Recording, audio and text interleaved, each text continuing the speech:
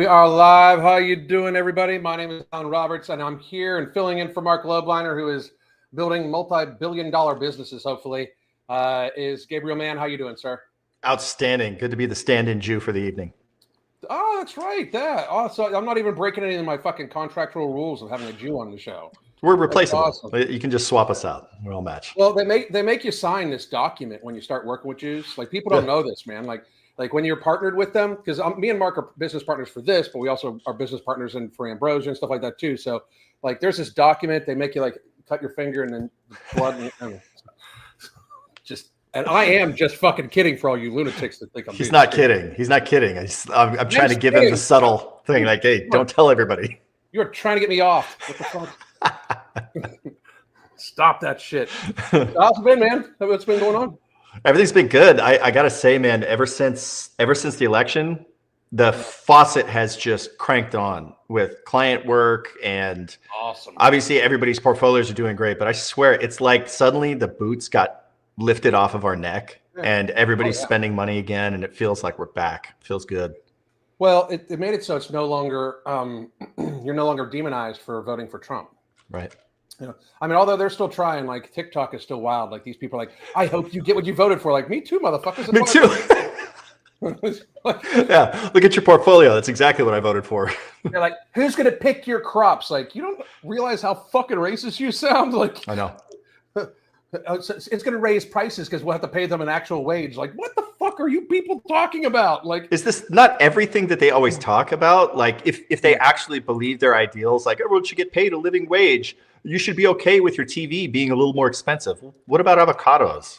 They grow them in California, man. They should have Californians picking them. It's not a big deal. Yeah. Well, I mean, I find it weird how, like, as a 90s Democrat, I can very much say that, like, I mean, shit, even in the 2000s, I remember Hillary Clinton, Bill Clinton, Obama, all being for deportation of illegals, you know? And somehow or another now it's like, we just need to let 20 million of them come in and stay. What are you kidding me? And I love this when they're like, oh, you're so inhumane. You want these people gone. I'm like, okay. That's because that's the thing. Like, and we're going to talk about this here a little bit later. I'm actually going someplace with this, but all the words have no meaning to me anymore. Right. Yep. Call me racist. Call me this. Call me racist, transphobe. The weird thing is like, you know, out of all the fucking tattooed, bald-headed white guys, right? I think I've done a good job of emulating the fact that you can't call me homophobic. Fuck our other fill-in guest is married to a dude. You know, I mean, like, you can't call me racist. One, my business partners are fucking are brown men. Secondly, like, you know, Michael Robinson, the other fill-in guy, he's not Jewish, but he's gay.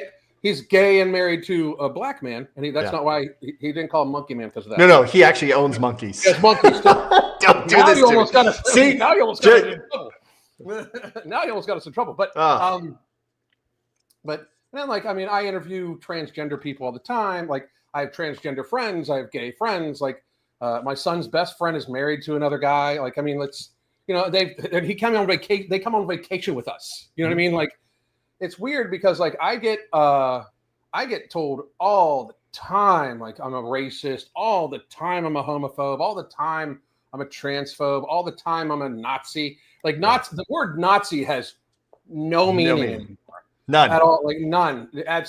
Nazi and fascist have absolutely no foundation in what they used to mean at all whatsoever. Like, at least the racist one.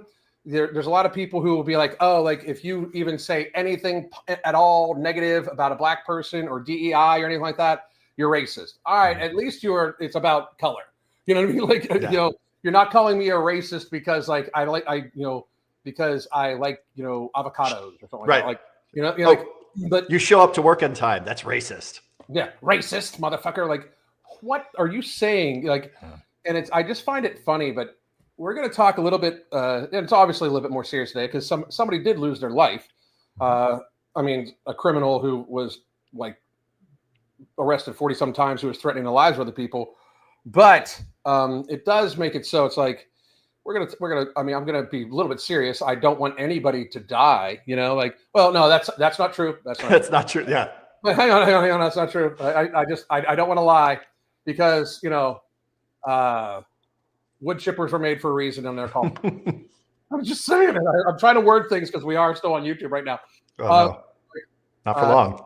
For right now, but not for long, right? Although, and like I plan on and this is no truth, no shit. I am actively seeking a lawyer to help me with a class action suit to sue YouTube. They labeled me as somebody that spread medical misinformation. That's damaging to my professional reputation and my businesses. And I was right. Yeah. So since I was right, you guys, I want $1 billion. I want $1 billion. Like, I mean, like if Alex Jones can get fined $1 billion for stating his opinion, they actually absolutely labeled me as something I was not. I was right, they were wrong, and they said I was wrong, and I want $1 billion. I'll settle for 50 million, but I'm going to sue for $1 billion. Well, it's also that's foundational to your business. Like Alex Jones was getting sued for hurting people's feelings. Nobody's career was impacted by anything that he said. So it had nothing to do with reputational damage in terms of like something that's monetizable. They were just punishing him. That's all it was. Yeah. But for me, I am a health and fitness professional, and I mean, I was a healthcare executive. If I ever wanted to go back into that, which I would never fucking go back into that, especially not now. Especially not now. Oh, although if they asked me to help clean up healthcare reform for administrative, I'd be in there like right away. Like if RFK dialed my phone right now, I'd be like, "What do you want me to do?" Like because I got a long list of ideas on how it's fucked up. Like it's weird how people don't realize like 50% of all of your money goes towards administration. Does everybody know that? Like 50 fucking percent. It's not patient care. 50% of it is towards administration. Because you have to have, the executive board. Then you have to have the take an assisted living, like not even in a hospital or skilled nursing. You have an executive director, an assistant executive director. You have a director of nursing. You have an assistant director of nursing. You have like all these other people, and then up in the company that runs all these, you have a regional director of operations. You have an assistant regional director of operations, and then what I used to do, you have a regional director of nutrition management, and then you have HR. The HR departments for these things are enormous because like everybody's worried about stuff. But also, one of the biggest money sucks is medical coding and billing. Medical coding and billing is a massive department within every one of these people. And that is actually government facilitated. The government makes it so, like through CMS and other entities, they make it so that the billing process is wild, and if you get one little check mark wrong, it's like fucking up your taxes. If you get one little check mark wrong, they come in and audit you. You know what I mean? Yeah. So it's pretty wild. But no, like it's this thing where they totally. I had 100,000 subscriber second channel that they deleted because of shit I said that was right. They left it up there like. This video has been taken down for medical misinformation. Like, motherfuckers, no, it wasn't. It like literally a chart from the CDC, and I was explaining to people what the chart meant, like crazy shit. But none of those words have any fucking meaning normally anymore. Like, none of them. None of the Nazi and the racist and all that bullshit. Homophobe, transphobe. I hear transphobe, and I just want to like fucking laugh. Like, I mean, like, what are you afraid of? Like. You're afraid of a dude in high heels in West Hollywood? Like, really? It's not even that. But here's my thing. Like, transgender people are like 0.1% of the fucking population or something like that. Like something very, very, very, very small, right? And I just got to be real. I would never be afraid of that. And I grew up on shows like Bosom Buddies and shit like that. Like, I mean. It's wild that these people think that like transgenderism is a new thing. Now, don't get me wrong. All you fucking lunatics that are just mentally ill that want to call yourself they, them, like that's new. Like, and you guys, frankly, are the ones that are fucking it up for all these other people too. Like transgender people that actually try to transition. I got no. If you make an effort, you're trying to transition. I feel for you. I know it's a mental illness that you're trying to feel better about. Every really true transgender person I have interviewed. Which has been, Danielle Powers I interviewed 2 weeks ago. That's like my fourth transgender person I've interviewed. And they all say like it's a mental illness that they feel better presenting themselves as the opposite sex, but they're still the sex that they were born, right? But these they them's like, no, I'm not male or female. I'm just they them. Like, no, you're just mentally ill, motherfuckers. Like, it's so silly. It's so silly. But so, what do you think is going to happen in New York City now? Like, because for those of you that don't know, Daniel Penny, and to fill everybody in, if you've been avoiding the news for the last 3 fucking years, Daniel Penny is a Marine, ex-Marine, who was on the subway, and from what I understand, subways in New York City are extremely dangerous right now. Like just fucking extremely, extremely dangerous, right? And there was a guy, Mr. Neely, I forget his name, something Neely, Jordan Neely. Jordan Neely was what? He was a Michael Jackson impersonator, impersonator, who then, hooked on the drugs and shit like that, right? Sure. And I feel bad for him, right? But he had been arrested 42 times, one for punching a 67-year-old lady in the fucking face. And New York City just kept letting this fucking freak out. And I'm not saying he's a freak because he's a Michael Jackson impersonator. I'm saying he's a freak because he's fucking punching old ladies in the goddamn face. And so he basically barged onto this train, said, "I'm ready to go to jail. I'm ready to die. I'm going to he was threatening people's lives and all sorts of shit." So the ex-Marine put him in a chokehold and put him to sleep. And unfortunately, the man didn't make it. Right. And I thought it was a miscarriage of justice for him to even be charged, frankly. Yeah. And then he got acquitted, I believe, today. Finally acquitted today. They dropped the major charge. And right now, there's people who apparently have no motherfucking jobs trying to start riots in New York City. Well, how do you think this is going to turn out? It's not going to go anywhere. I think all of that energy that we saw in 2020, where they decided to unleash the purge on us, I think it's all been expended. And there's a sea change. Over the last 4 years, we've had this oppressive regime, oppressive in terms of financials and business, but also in terms of just communicating, social media, you getting banned for speaking. Mm-hmm.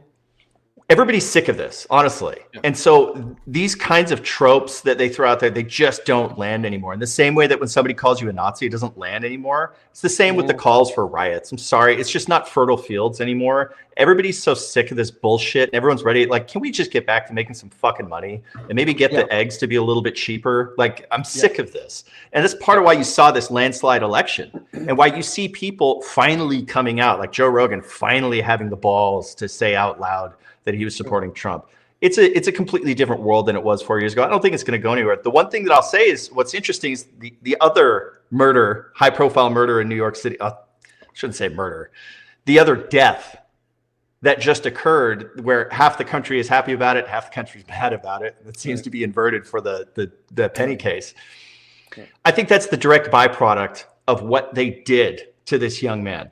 Mm-hmm. So when you start punishing the men of honor who stand up to defend innocent people, you get a brazen gunman who doesn't even try to run or hide or be stealth, just goes up right behind a multimillionaire, shoots him in the back of the head like it's nothing, and isn't even afraid of the witnesses around him. And it can just sort of casually skip town. It's like, this is exactly what you get when you start punishing the good men and you let the criminals run free and you sympathize with someone who got arrested 40 times. It's unbelievable, dude. It's wild how there's no call to get rid of guns from the CEO dying, right? Right. The thing about it is healthcare CEO, I'm going to say this, and people aren't going to like this, but I'm going to say this man's job, and this is why I left healthcare. Yeah. This man's job is to make money, not take care of people. Yep. He would not be the CEO if he was not fiduciarily responsible for making money, right? And I get that people are upset about it. I fucking can't stand the healthcare industry either. Yep. but people need to kind of wake up and realize that the healthcare industry and our basically chronic illness epidemic is facilitated by the United States government. 100%. It's absolutely facilitated by the United States government and has been for decades, right? The United States government has helped get us to the point where we are the most chronically ill country in the world. America that's why I've said for years too, like we cannot be great and be the most unhealthy fucking country in the world. Like that's not a possibility, people. I get it. They're like, oh, America. Yeah. And I love America too. Don't get me wrong. I would do some fucked up shit for this country. You know, I really would. Like, and some of you might almost found out. No, I'm joking. But, like the government facilitated getting us sick for decades. The government is the reason why healthcare industries make so much money. Obama is the reason why insurance companies make massive money, massive money. And people don't seem to understand how this works, right? Because in Obamacare, everybody's like, well, Obama capped the profits at 15%. They can't make any more than 15%. And I understand that, to most of you guys that apparently drank turpentine when you were younger, that sounds fucking smart. But so their only way to make more profit is to bill more than. They need actual more revenue to make 15% profit off of, right? So that's why you're seeing like the push for Wegovy to be covered, the push for all these so 15% profit, they can make $1,500 off of this. The drug company makes $1,500, but they also have to pay 15% now to the profits of the insurance companies that are going to do it. This is how this works. This is why the free market in healthcare especially should exist, right? People like, not only should the free market exist, but we need to get back to basically, informed consent, people actually being told everything that could go wrong. Like, I find it amazing. I have so many clients that come to me, like, my doctor put me on this medication. I was like, well, did they tell you this was going to could be a possible side effect? They're like, no, they just told me to pick up my prescription. So we have doctors now that are writing scripts for what could be considered very harmful medications that aren't even informing their patients of what it could be, yet alone the fact that most people who are chronically ill have multiple doctors, right? Mm-hmm. Like they have a rheumatologist, then they have a cardiologist, then they have a this, then they have a that, they have a general practitioner, everything like that. Each one of those doctors can put them on a medication and it be completely independent of the other medications, right? But the person takes them all on the same day, right? There was a rule by CMS when I think it was my second year as an exec for healthcare, but so it's a while ago. But they came out with a rule that if a patient was on more than 9 medications, we had to have an at-risk meeting for them. 9 medications daily. Think about that. If each medication costs $500, this person's on $4,500 a month of medications. Like, Obamacare was a gift to the healthcare industry and a curse to the people. It was absolutely a gift. Anybody who's mad about the United Healthcare CEO and thinks that he deserved to get murked, like, look, I understand where the sentiment is coming from. It's obviously that's the wrong way to handle it. But if you're mad about it, go look up the stock ticker for United Health. Go look up UNH and look at this ski ramp. What year did it start? Did it 2010? What happened in 2010 was Obamacare. So if you're upset with their obscene profits, which, as you pointed out, they only come when they deny care. You don't have the biggest skyscraper in Manhattan because you are accepting claims and you're paying for people's health care. And one of the most pernicious lies that the Obama era gave us was this conflation with health insurance with healthcare, right? Yeah. They were trying to get everybody to get health insurance, but they were calling it healthcare. That's not fucking healthcare. That's you paying a middleman to put fake numbers on your invoice, pretend like, oh, we paid $25,000 of this $30,000 medical bill, so you only got to pay $5,000, when really it only cost the doctor $1,000. So you think that you're getting something out of them, and they're fleecing you the entire fucking time. That's not healthcare. Healthcare is taking care of yourself. And yes, what the doctor may do for you, if they're not just hawking drugs at you, that's not healthcare. But the fact that we've conflated those things made it palatable, and people accepted this fucking bullshit. Go look at that stock ticker. It's like all this, it's up 20x. It's unbelievable. And this is just a gift from government. Thank you. And that's only in 14 years. I mean, it's gone up 20 times in 14 years. And that's by the way, that's everyone. Everyone. It's not just United, right? And it's this weird thing where people don't want to admit this. Like nobody wants. We still have tons of people like they want to think that their doctor really knows what the fuck they're talking about all sorts of shit. Like I say it with my full fucking chest. Nobody can explain to me why a doctor is qualified to treat metabolic disorder. Right. How is a doctor now? An endocrinologist maybe because they get special training, but even then, endocrinologists don't know anything about like berberine or any of these substances that are non-pharmaceutical that have the same actions and are just as effective as things like metformin and stuff like that. Right. But when you don't take any nutrition classes in medical school, frankly, you are not fucking qualified to treat metabolic disorder, right? And it's wild. Like, there's a reason why 40% of my wife and I's clients are medical professionals. Like, 40% of our clients are medical professionals, like doctors. And I'm not shitting you. We had two attending endocrinologists at one point in time. Two. Right. That's not even like they're like just out of med school. They're attending. They're teaching other endocrinologists how to fucking take care of people. Right. And it's just like, and it's not their fault because they have to learn their curriculum. They're in massive debt when they get out of college. Most of them, like $500,000 in debt, you know. Yeah. So they either have to play ball or they're fucked, right? And it's just this thing where nobody wants to admit that the healthcare industry is actually not, for the people. People. It's wild. I still get all the time like, well, are you a doctor? No, I was right. That's how you know I'm not a doctor. I was right. Like that. That's how you know, because very few doctors were. But yeah, I said that's bullshit right off the fucking bat 5 years ago almost. You know. Yeah. And most of them just like, well, we never wore a mask before ever for a virus, but now they are absolutely must needed. Like, shut you fucking lying sacks of shit. Shut the fuck up, right? But for the main topic, let's get to this guy. I'll just point out they think you were accidentally right, and that's what's so frustrating. Yes, it's not an accident. You were right. I was right. You know, about everything. You were alt-right. I used to call I had a bunch of trolls be like, "You're alt-right, Alan Roberts now," because I went from being everybody knew me as kind of like a independent or even progressive, and then all of a sudden it's like, no, you're alt-right now. Like, no, I'm really not. You guys are just running so far to the fucking left. I can't run. I can't possibly see you no more. Yep. Like, and I was right about shit. Like, I mean, it is what it is. Yep. So this is Jordan Neely's father. Oh, now he's present. Got it. Yeah. This piece of shit human being that allowed his son to get addicted to drugs, stay that way through 42 motherfucking arrests.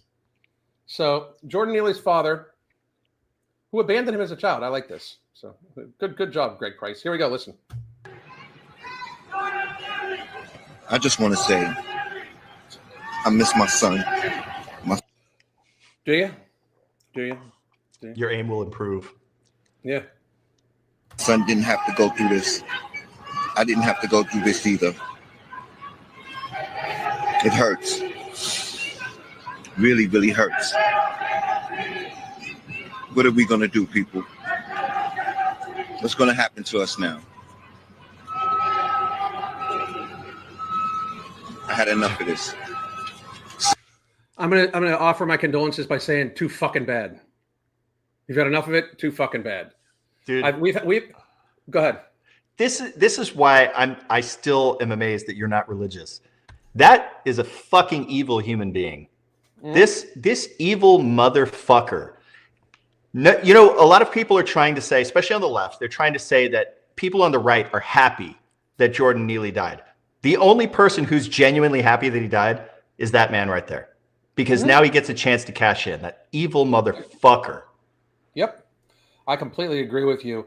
It's, and the one guy behind him is like, Black Lives Matter. They're calling for riots and shit like that. Yeah. I'm gonna let everybody know, like, America's not the racist place you think it is. If you think it is, I'm real sorry for you. Like, I really am. Yeah. Go touch some grass, right? Right. Like, I live in what would be considered the dirty, dirty South. Like, I mean, I don't live at like, I lived in Cape Coral for a while, but I don't live there no more. Okay. Like, I live in the dirty, like, I mean, meaning like the country, right?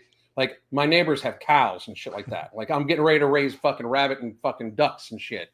You know, like neighbors behind me are Mexican. Neighbors to the left of me are black. Neighbors in front of me are black, white, everything else.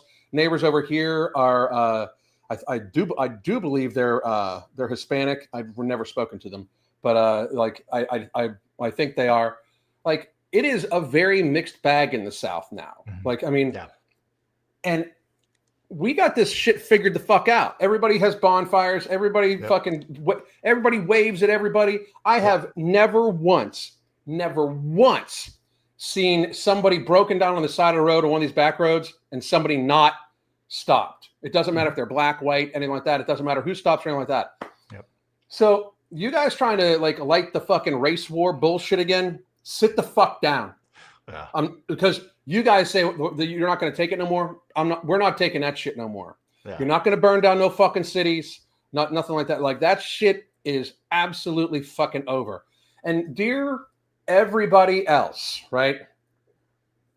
Do not let what happened in 2020 happen again. Right. These people out and out were burning down fucking cities and nobody went to goddamn jail.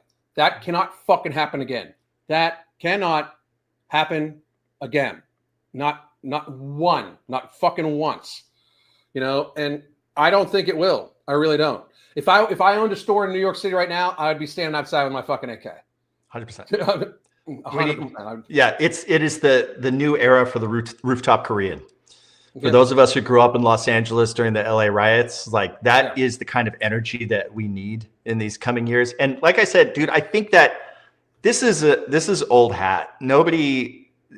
I'm sorry. I just don't think that this is going to land anymore. The only racism left in this country are liberals on UC Berkeley who think that black people don't know how to get IDs, you know, or think that the only function of Mexicans in this country is to pick our food. These are the only racist people left because like, dude, I live in Tennessee now. All of my perceptions of what the South was like and what Dixie was like is completely wrong. And I swear to God, dude, the liberals, coastal liberals are far and away the most racist people I've ever met. And it doesn't exist here. Everyone just coexists and is normal and people just get along. It's just totally normal. And that's what's so ironic about all this stuff. I agree. It's one of these, you know, I honestly wish we could get to the point where people could rationalize that and realize that, but there's no way. I mean, listen to this guy. Listen to this bullshit. Just like everybody else seeks justice on their own, just like everybody else has vigilantes, we need some black vigilantes. That's right. Are you guys really are you guys ready to fucking get shot at over a fucking crackhead? Again. I mean, I'm sorry. I'm sure Jordan Neely was a nice kid before he got all hooked on crack and shit like that. But if you guys want to be vigilantes and what the fuck you gonna do? Like, I mean, first of all, if I said that shit, I know I'd be arrested. Like, no, I know I'd be arrested. They'd be like, oh, bald tattoos, fucking arrest his ass. Mm-hmm. You know, but come on now. Like, but you need your own vigilantes. You guys are going to get shot over a crackhead? Like, I mean, come on now. Like, it's wild, right? Like, why do they pick the worst heroes? Why, like St. George Floyd, this stupid motherfucking drug addict who held a gun to a pregnant woman's belly. What about, remember when the NFL, all these dumbass players wore the name of Jacob Blake on their helmet after that dude sexually assaulted his ex and was going to murder her with a knife? And he got his ass shot. What's worse about that whole situation?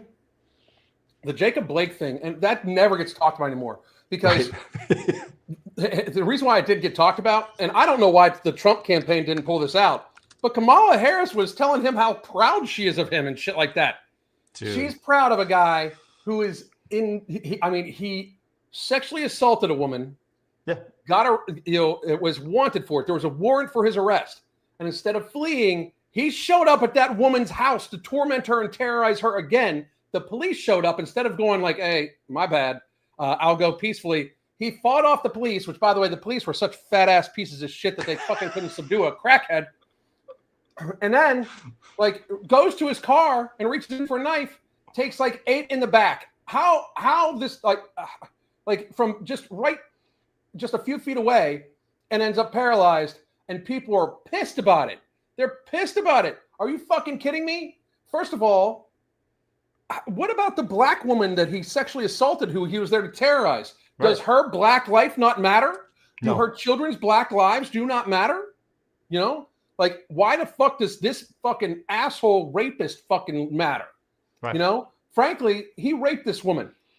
The fucking wood chipper goes broom. You know, like, I mean, like, I mean, what the fuck? Like, that's a quick, simple answer to me, right? Right.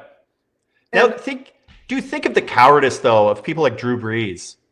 I don't know the guy. I know a few of the fellas in the NFL, but like, how much of a coward are you to not stand up when they're saying, "Oh, you should put this rapist name on your helmet"? And now the images of your stupid face with his fucking name across your forehead are there forever because you were too much of a coward to just be like, "Nah, man, sorry, I ain't supporting this guy. Sucks he got shot. I ain't doing it." And nobody had the balls to do that. The same way during COVID, nobody had the balls to say, "I ain't wearing the fucking mask. Fuck you."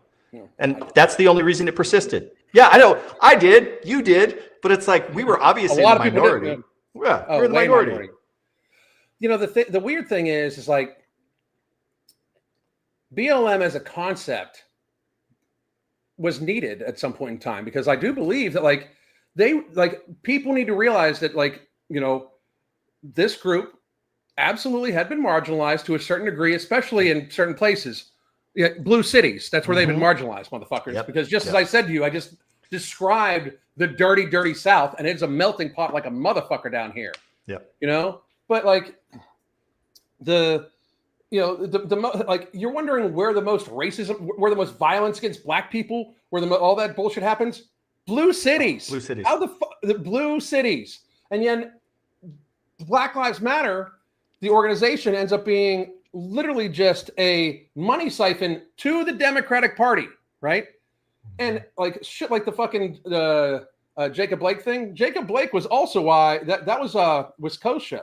That was also the catalyst for Rittenhouse and shit like that. Yep. And then with Rittenhouse, they called Rittenhouse a fucking racist. Nobody he shot was black. Like nobody he shot. And 2 of them were like convicted pedophiles or at least felons. It's like, what are the odds that if you randomly shoot into a liberal protest and you hit a pedophile and a felon? It's like, and meanwhile, if you shoot into a Trump rally, you hit a firefighter. The difference is very stark. But it was just wild to me, like how it's just, and it's why the media just fucking lies, you know, obviously.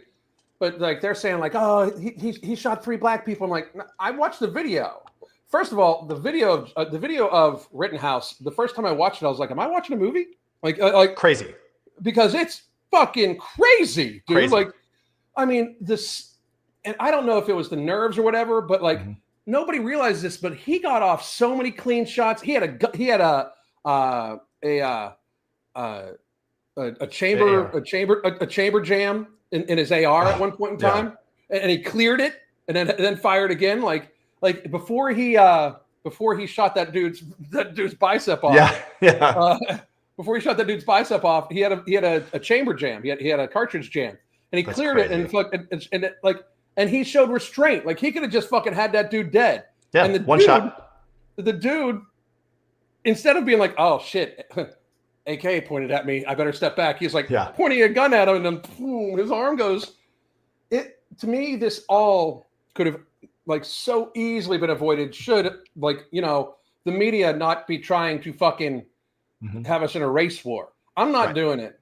Here's my thing. I'm done with all of it. I said this the other day. Like, I don't know if you watched, but about a week and a half ago, we had somebody on, and they asked me. We had Izzo on, you know, and we were talking about NWA, and he said the he was like, the wrestling organization or the group? And I said the group's name. I said it in full, right? And Mark's eyes were like, you know, I was like, I fucking don't care, you know? Yeah. So the next time we were on, I did like a legal note, like The View was, where I like, you know, I got to read this legal note. Here's my thing. If you don't want the words being used, don't use them. You're not better than me. I'm going to use whatever fucking words I want. Okay. Right. Don't get me wrong. I have never used a racial slur as an insult ever because I'm way more intelligent than that. Like, if I really want to hurt your feelings, I'm not going to go to the easiest thing. I'm going to go to the thing that makes you fucking cry at night. Right. Okay. But I'm not going to go to the racial fucking slur because I think that's stupid. However, if it's the name of something, I'm going to say the name. If it's a lyric to a song, you better fucking believe, as I'm bobbing my head along at the gym, I don't censor myself. Right. Because I refuse. Because if you don't want me to use the word, don't put it in your music. You know? Yeah. It's also weird, like, you know, like, why is it even a thing? So I'm done. Mm-hmm. I'm done. I'm gonna use the word fag. I mean, if it's like, you know, NWA, it's niggas with attitude. I'll say it. I don't give a shit. You know, I'm sorry. I'm not going to fucking act like I am not allowed to do something as an American with free fucking speech. We need to get back there. If you don't like it, free speech to say you don't fucking like it. But I am not like I never use racial slurs as an insult because, very frankly, I think the people that do kind of fucking sad. Like, that's the best you can come up with. Like, I can take a look at somebody and I can think of 35 different fucking better things to say, right? Right. But holy fuck, you know? And get to their insecurities too. Dude, the other thing is there's no magic words. Like this, like, oh, if you just say it like it's some fucking spell, it's retarded. Like the word retard. Yeah. It's not. Oh my God, people lose their shit over that. They lose their shit, but the thing is, like, just saying the word retard doesn't make you a bad person. Now, if you have someone with Down syndrome in front of you and you call them a retard, that's mean. That's you being cruel. And that's the thing, is like, none of us would ever do that. In the same way, you'd never use any of these slurs maliciously at somebody just to victimize them. But if you're just saying it to your friends, like, oh God, stop being retarded. It's like, who cares? It's not some magical word. It's how you use it, what your intentions are. And it's like, just being triggered by it. Dude, when did people get so sensitive? It speaks very poorly of your community if you are so triggered by a few, like a mouth noise, that you're going to burn down a city over it. Like, get real, you pussies. I think I've been saying, like, I think my first video I made about political correctness was like 7 years ago, something like that. I was like, and it was because of fat people. But I'm like, we're going to politically correct ourselves to death. And I was like, because like we don't want to call this woman fat. Okay, so you were right. You know, but I was. That's exactly what happened. Yes, dude. I don't toot my own horn much, but the same with COVID and all like that. Like, my ADHD kind of presents itself a little different than other people's, where like I see big picture almost everything. You know what I mean? Like I'm able to, like, if the more information I have, I'm able to take a step back and I can just see like the whole fucking landscape of what's going to happen soon. Like all the possibilities, right? Like, you know, all the crazy possibilities. Like, shit, I even predicted Lizzo was going to lose weight. I was like, now that this is happening, Lizzo is going to lose weight and she's going to blame it on society, blah, blah, blah. And sure enough, she's starting to lose weight. That's awesome. It's, to me, it's this weird thing where it's like, when we remove the concept of societal shame from shameful things, it's very damaging to society, right? Because, like, shame is a societal tool, right? Yep. Now, don't get me wrong. Like, people shouldn't be shamed for, like, shit that's out of their control necessarily. Like, what's weird is that, like, you know, you shouldn't get shamed for being white. You shouldn't get shamed for being black. You shouldn't get shamed for anything like that. I get shamed for being bald all the time, but I love being bald. I'm sexy as fuck bald. But at least that's what my wife tells me. But it's like this thing where, first of all, if it's a joke, especially, comedy needs to be completely free speech. Yeah. Like, these people have killed comedy. Like, they absolutely can't. Like, you can't make fun of fat people. Remember when they were coming after Friends because they did Fat Monica? Which, by the way, Fat Monica is still like half the size of Tess Holiday. Yeah, I know, right? You know? Standards have fallen, dude. Yeah. But this is, you know, since we're talking about this is what I do in my other career. But Let me pull this up because this is fucked up. This is what happens when you remove societal shame, right?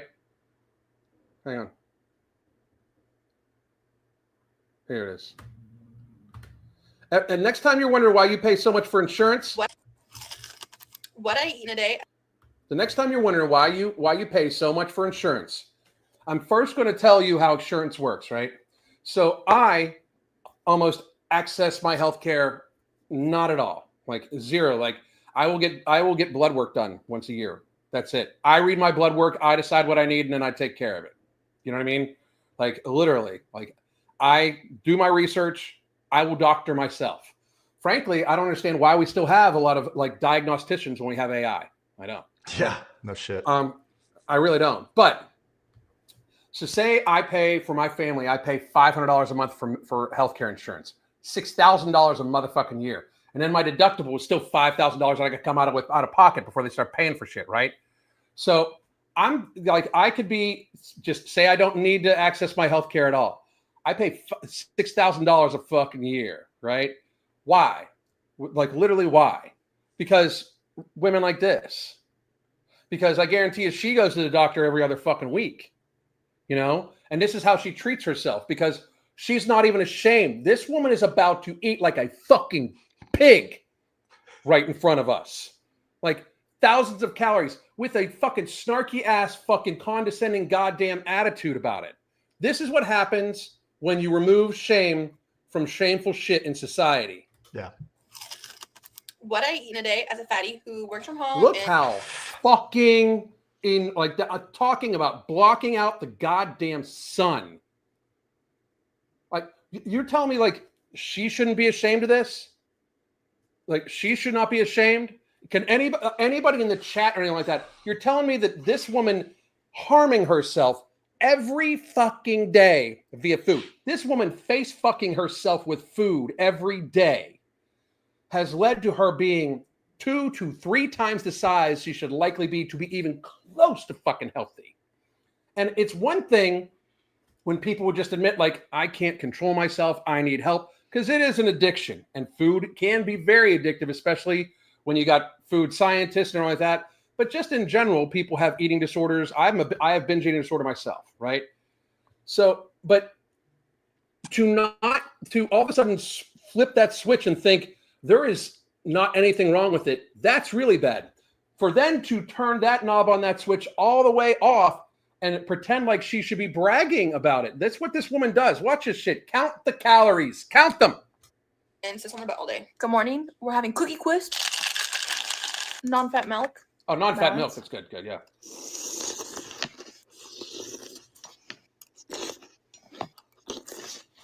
Breakfast number 2. Breakfast number 2. Breakfast number 2. She's not even a hobbit. There was no fast to break. Right. Sugar-free Red Bull. I made a Red Bull. It's sugar-free raspberry and sugar-free vanilla. Oh, it's sugar-free this, sugar-free that. Here's a croissant sandwich.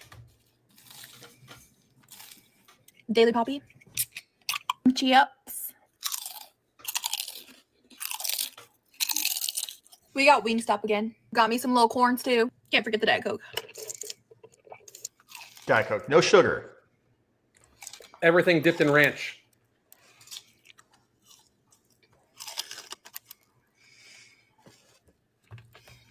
She's breathing hard, eating. She's breathing hard, eating. And yet, totally cocky about it. So that's what happens when you remove shame from society. Like just like, and to tie to wrap this up, like that dude calling for vigilantism, like, dude, you're not ashamed of that shit. Right. Like you're defending a crackhead. You don't feel fucking shame about that. You gave that dude's fucking father, who's likely the reason he was a fucking crackhead. Like his dad's probably the reason why he was a fucking crackhead. You just gave him venue. You're not ashamed of that? And the father's not ashamed at all. Like, I'm going through something. You made that shit happen. You fucked up your kid's life. Yeah. You know? I don't know, dude. But that's the thing. We need to get back to making people feel ashamed for shameful shit because it's societally damaging. That woman is young-ish. Like, I call them young old women because for her physical stature, she's probably middle-aged. She's probably 25. 50 will be a fucking... A miracle. 50 for her will be both a miracle and a curse. Yeah. Because the last 10 years of that shit's going to be fucking painful, humiliating. Like, she already looks like she has a hard time wiping her own ass. And that's not a joke. That's not a joke. You have to wonder how they actually do it. Hang on a second. Oh, God. Is there like a reach around tool? Yes. I mean, at least now they've got the popular bidet toilet seats. So it's like the options have opened up for them. That's the thing. We're just facilitating it with this kind of shit. You're making it worse. Oh, well, wait till you see this, bro. Oh, great. Wait till you see it. This is why I need my own show. Where's George Carlin when we need him? Dude, I would give anything just to have him come back for like 2 days. So God. I shit you not. This is the wiping assist for overweight people. The bathroom buddy. Wait, this has 3,000 reviews. Oh my God. Hang on.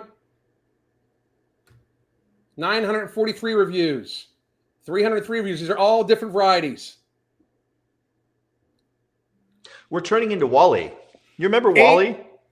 8.2 thousand reviews. Yeah, Wall-E. I'm telling you, it's a prophecy featured by bestsellers.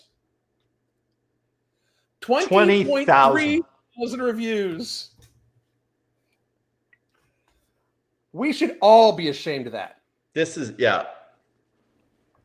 all unbelievable. You know, this ties into something. We have a serious lack of cultural enforcement, right? Yep. Because we've really drifted, especially since the Obama years. We have this idea that government solves all the fucking problems, when the reality is a strong culture enforces laws and norms way better than the police ever could. You don't really need police. You need shame. You need standards. You need to stop being such a fucking coward. And if someone's doing shameful, and I include myself, like my wife actually helps keep me in check because she has the balls to say something if I'm being weird or I'm like out of pocket. She actually has the balls to say something. And at first, it feels kind of mean. But at the end of the day, it's like, this is someone who's got a little perspective and is watching you from a distance and saying, hey, that's not how we act. And sometimes that's really all that it takes. But we've become such cowards and we indulge in all this shit. We have such a weak culture that we've completely lost all of our cultural enforcement of like positive values and norms. And shame is a huge component of that. The idea that we've demonized shame so much, it's really bad. It's enticing to think, oh yeah, nobody should ever feel shame. Like we should always just feel good. It's like, that's not true. If you're killing yourself, like, dude, I feel ashamed of myself if I can feel my stomach against my t-shirt. Yeah. Just a little bit. It drives me crazy. And like, how do you not feel ashamed if you can't see some muscle definition? It's like super shameful. And it's like, have you noticed that they try to reverse shame? Like, they try to shame me. Like, it's instantly, oh, you big steroid head. And it's not like, I'm 185 pounds. If you think I'm blasting gear, you're like, you have way fucking, like, you don't seem to understand. Like, I'm going to be 54 this summer, right? Mm-hmm. Like, I've lifted weights for over 40 years. Right. I mean, I've been an athlete, and to top it off, like, not toot my own horn, but I'm a genetically gifted athlete. I can still do some impressive shit. Right. Yeah. But they're like, oh, this, like, you know, your veins and this and that. Like, they're trying to shame me for that. Like, fuck, I love my veins. Fuck, you kidding me? Like, hell yeah. But also, like, you just think you're better than people. No, I don't think it. I fucking know it because I tried harder than you motherfuckers. Like, I fucking know I'm better than you. If I am out working out twice a day, like today I ran, like we just got a new dog. I ran some sprints with the dog and I worked out. If you're sitting on your ass while I'm running sprints and fucking working out, you're fucking right. I'm better than you. 100%. If I am reading literature or reading fucking studies trying to become better at my craft and you're fucking playing a video game or watching fucking SpongeBob, I'm better than you. Yeah. And I'm sorry people don't understand that. It's also the same thing. I was talking with PDB and I was DMing him and I back and forth. And it's one of these things where it's like men will be like, and this is true, young men, the younger men, these motherfuckers will stay friends with anybody. Like I have never, ever, ever had a friend that has beat up his girlfriend or wife that I stayed friends with once I found out. Ever. As a matter of fact, there was a few asses that I fucking whooped really fucking hard. You know what I mean? Real men do not have that shit in their fucking life. I had somebody ask me not too long ago, like, well, why do all, why are the men don't do something about the rapes? Like, they don't tell us they're rapists. They don't come out and say they fucking abuse women because most of these dudes know that for guys like me, that would end up with an ass kicking. Like for real. Like, I mean, that I don't know, something bad. Shit. Back in the old days, I don't even want to know what my dad and his friends used to do to fucking dudes like that. I don't even fucking want to know. Like, I can guarantee you this, like that, the times were different, you know, because one more time, I'm going to be 54. My dad is 80.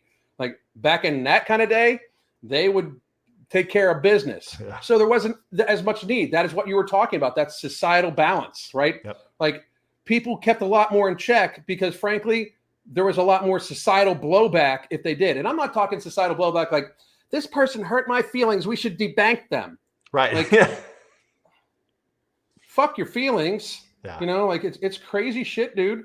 Like I'm hoping we get back to though. Like I'm hoping that 2025 starts an era of, you know, fuck your feelings. Because I think that people like me and you, Mark, a bunch of other people, I don't give a fuck what you call me no more. Like I don't give a fuck. I really don't. Like I know I'm not. The people that know me know I'm not. If you want to think I am whatever you think you're calling me, that's good for you. Your opinion doesn't matter to me. You know, it's wild, dude. Wild. What else? What else do you think we could do to make it so society can like wake up to this? Well, I think it's actually happening. I think sometimes it takes things times for them to like really take root. And that's what's been happening. And, in a way, I'm sort of grateful for the debacle in 2020 because, sometimes like there's this technique. I used to work for the Olympic beach volleyball team medical staff. There's this technique we would use called Graston technique, where you're scraping away some of the scar tissue on a tendon. Right. And then it helps heal it. And sometimes you need to aggravate a wound further in order to get the body's attention on it to really fix it. But if it's like this low-grade injury, a lot of times it just kind of just sits there and becomes worse and worse and worse. And I think that was kind of what happened to us. Things got so shitty over the last 4 years that I think it really kicked people into gear, including Elon Musk, Joe Rogan, a lot of these people who are very significant figures in our culture. And we're starting to see people finally grow some fucking balls and people starting to yearn for like movies from the 90s when you could actually tell some fucking jokes and things were balanced and normal. And I think it's starting to happen. Don't you feel like it feels different now? Like, oh yeah, the vibe's there's a total vibe shift. And I think the stock market reflects that. I think the crypto market reflects that instantaneous turning on the faucet the evening of November 6th. It was like, we all know what time it is. And even in like all of this BLM bullshit that they're trying to spark in New York, it's not going anywhere. Not even in New York. Look at the mayor. The mayor of fucking New York City is defending Daniel Penny. So it's like, dude, if that's not an indication that things are changing, I don't know what is. Look, the commies are always going to be fucking commies. They're always going to be a problem, but they are on their heels and they're just, I don't know, man. It just doesn't feel the same like it did over the last few years. It feels like we're turning the tide, and I'm really confident. I think we're just getting started. I hope so. I still am very worried about the next, month and a half. Yeah, because I can see them doing some crazy fuck shit. And honestly, I say this all the time. It's a lot about Trump, but it's mostly about RFK. Because if RFK can do what he suggests he wants to do, like it cripples the elites. It cripples them, right? Like it takes trillions of dollars in revenue a year from big food, or about $1 trillion from big food, trillions of dollars a year from big pharma and the healthcare industry, and it also takes away the power of also takes away the power of the media. Like the media loses, the mainstream media, legacy media would lose $276 billion. Yeah. If they, like think about the shitty ass TV shows that have been made, that have been brought to you by Pfizer, Right. that won't be no more, Yeah, but here's the thing, like who's more afraid of the commies right now? RFK or the healthcare CEOs? Oh, that's a good point. Dude, the tides have turned, and it's like, the fact that the commies stopped shooting at the good guys.